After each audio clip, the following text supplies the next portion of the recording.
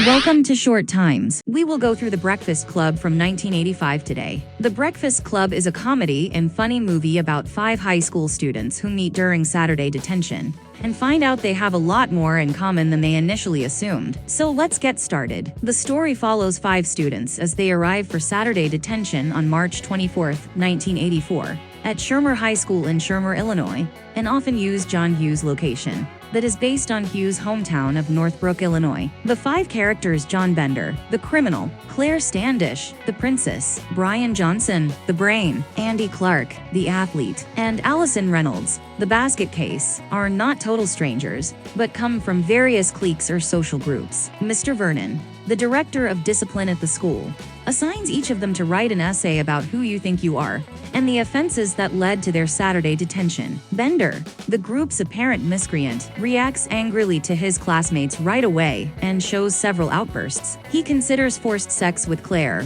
while he and Andrew are inside the library, tests Andrew's physical skills, and pretend to urinate on the floor. He also rigs the library's main door so that it cannot be propped open, so Vernon can't watch them from his office. He sarcastically makes fun of Brian's home situation during lunch, before giving everyone a peek into his connection with his own abusive father. Bender storms off in a passion and sits by himself, regretting what he said to the others. They engage in a variety of activities to pass the time, including fighting, dancing, harassing one another, telling stories, and using marijuana. They gradually begin to open up to one another and share their secrets, such as the fact that Claire and Brian are ashamed of their virginity, and that Andy got into trouble because of his controlling father. Allison is also a compulsive liar. In addition, they learn that everyone has a tough relationship with their parents and fears repeating the errors of the adults around them. They are worried that despite their growing friendships, they will return to their different cliques after detention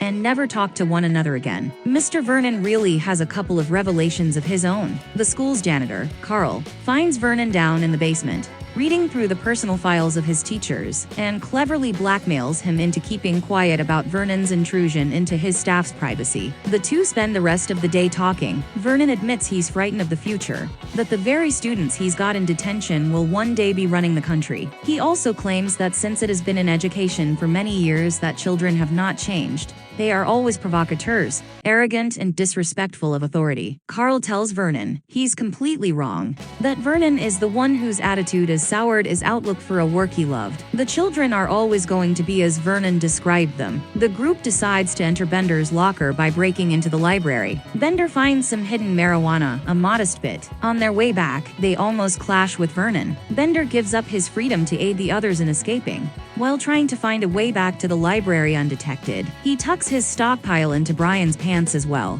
On the basketball court, Vernon overtakes him. Bender is taken to a little closet by Vernon. Vernon challenges him and throws a helpless punch at the student, showing his clear hate for him. Vernon explains to Bender that people won't believe a delinquent student over a high school principal if he refuses to accept the challenge, because he is too afraid. He locks Bender in the closet and leaves. In order to rejoin the group and get his stash back from Brian, Bender sneaks out through the roof. The rest of the time is spent by the gang resting and smoking pot, while Vernon speaks with Carl in the basement. They relax, start to dance, and play music. As their incarceration nears its conclusion, Bender slips back into his closet. The group discuss their actions later in the day that led to Saturday detention. Claire had missed class to go out with pals. She concerns previously about whether or not her parents would punish her, and implies that they are having marital problems, and use Claire as a way to vent. After failing a project in his shop class, Brian claims he felt suicidal and carried a flare gun to school, with the intention of killing himself. The gun had gone off in his locker, starting a fire. The most terrible story is that of Andrew, who attacked a classmate, a friend of Brian's, in the locker room following gym class. His pals cheered him on as he beat the lad and taped his buttocks, causing a small but humiliating injury. According to Andrew, he did it because his father is an oppressive dictator, who he refers to as a mindless machine I can't relate to anymore, who cannot stand for his children to be thought of as losers, and insists that they must succeed at all costs. The only explanation Allison gives for being in detention on a Saturday is that she had nothing better to do. In the end, several of their more covert personality quirks are revealed, such as Claire's natural leadership. Bender softens his tone and makes an effort to get along with everyone. He and Claire spend some time making out in the locked closet, and it appears that they will try dating. Allison allows Claire to give her a makeover, and as a result, Andrew starts to show interest in her. As he subsequently gets to demonstrate to everyone,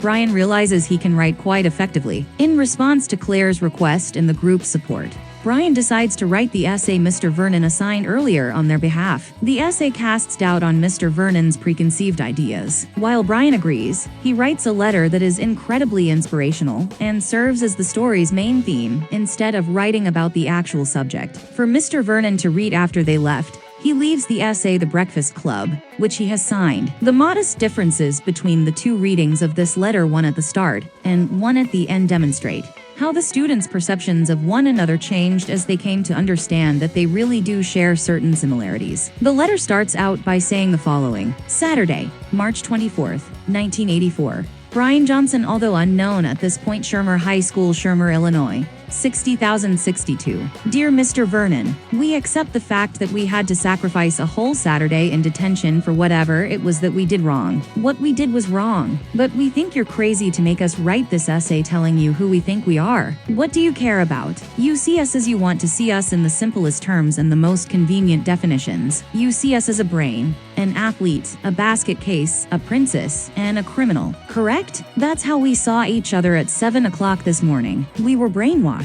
The letter read before the closing credits reads as follows: Dear Mr. Vernon, we accept the fact that we had to sacrifice a whole Saturday in detention for whatever it was we did wrong, but we think you're crazy to make us write an essay telling you who we think we are. You see us as you want to see us in the simplest terms and the most convenient definitions, but what we found out is that each one of us is a brain, and an athlete, and a basket case, a princess, and a criminal. Does that answer your question? Sincerely yours, The Breakfast Club. The letter serves as the movie's central symbol for the transformations the kids go throughout the course of the day. Their viewpoints and attitudes have completely transformed. As the characters depart detention, the film comes to a conclusion. As the credits begin to roll, Bender is shown walking close to the goalpost of the football field, stopping as he raises his hand in victory, and then fading to a dark frame.